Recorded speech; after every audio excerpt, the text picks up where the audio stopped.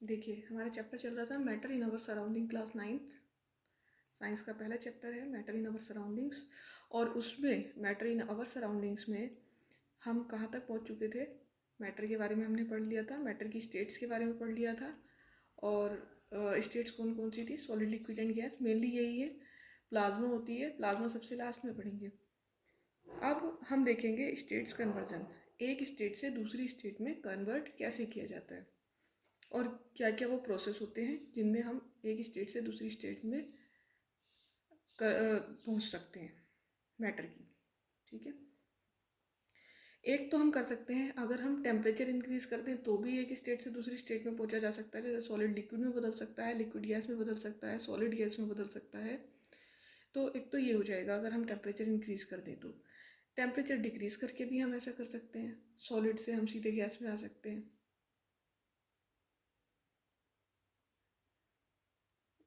Sorry, gas से हम किस में आ सकते हैं? सॉलिड में आ सकते हैं।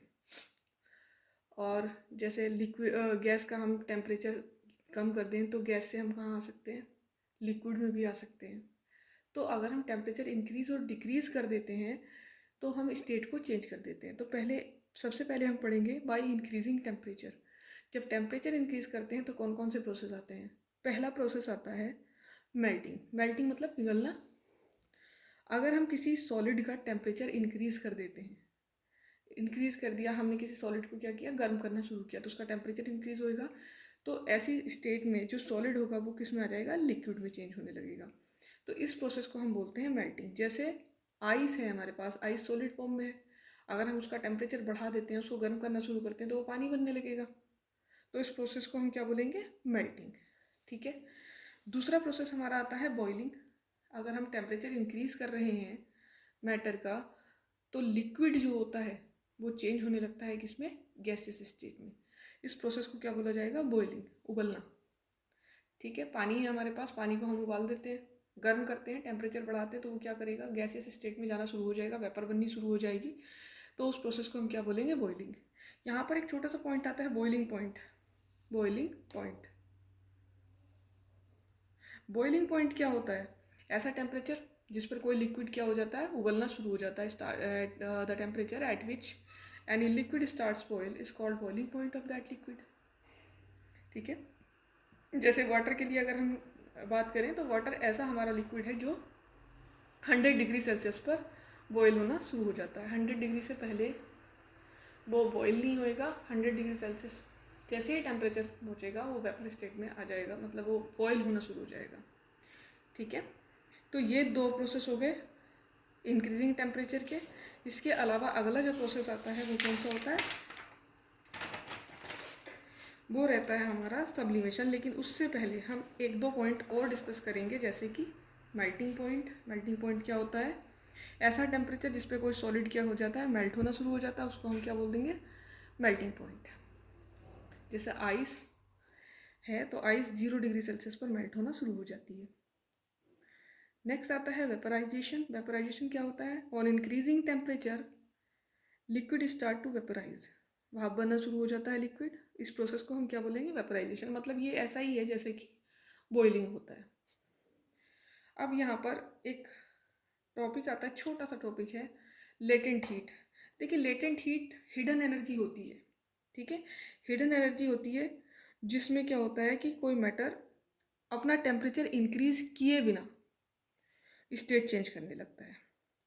Hidden energy use to change the state of matter without raising its temperature, उसको क्या बोलते हैं? Latent energy. और बहुत ज़्यादा इंपॉर्टेंट टॉपिक है क्लास 9th के लिए। यहाँ पर अगला आता है specific latent heat of vaporisation. Specific लग गया है, स्पेसिफिक लग गया है तो अमाउंट क्या हो जाएगा? स्पेसिफिक हो जाएगा। ठीक है, जैसे amount of heat energy required to change a unit mass.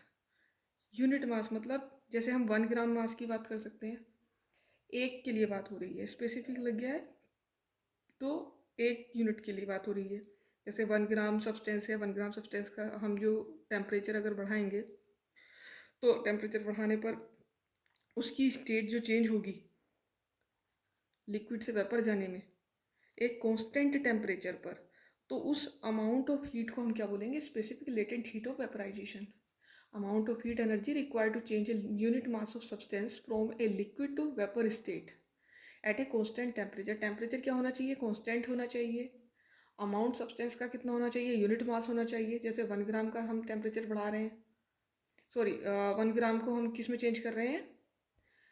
Liquid को हम गैसेस स्टेट में लेके जा रहे हैं। 1 ग्राम लिक्विड को गैसेस स्टेट में लेके जा रहे हैं एक कांस्टेंट टेम्परेचर पर। तो जितना अमाउंट हीट एनर्जी का रिक्वायर होगा उसको क्या बोलेंगे? Specific latent heat of vaporisation. ठीक है, वेपराइजेशन हो गया। इंक्रीजिंग टेम्परेचर, लिक्विड किस में चेंज हो गया? वेपर स्टेट में, उसको वेपराइजेशन बोल दिया। अब कांस्टेंट टेम्परेचर है, हिडन हीट की बात हुई थी। कांस्टेंट टेम्परेचर पर कैसे, मतलब टेम्परेचर तो सब्सटेंस का उतना ही है और वो स्टेट चेंज कर रहा है, तो उसको हीट कहाँ से मिलती है? उसको हीट मिलती है जिस बॉडी के कांटेक्ट में होता है उस बॉडी से हीट मिल जाती है। इसको हम बोलते हैं लेटेंट हीट। जैसे स्प्रिट है, स्प्रिट अगर हाथ पे गिर जाती है तो वो क्या हो जाती है? अपने आप से ही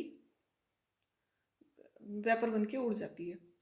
तो वहाँ पर जो हीट मिलती है वो हीट कहाँ से मिलती है? वो हीट मिलती है हमारी बॉडी से। हमारे हाथ पे गिरी है तो हमारे हाथ से मिलेगी। तो उस हिडन हीट को हम क्या बोलते हैं? Latent heat.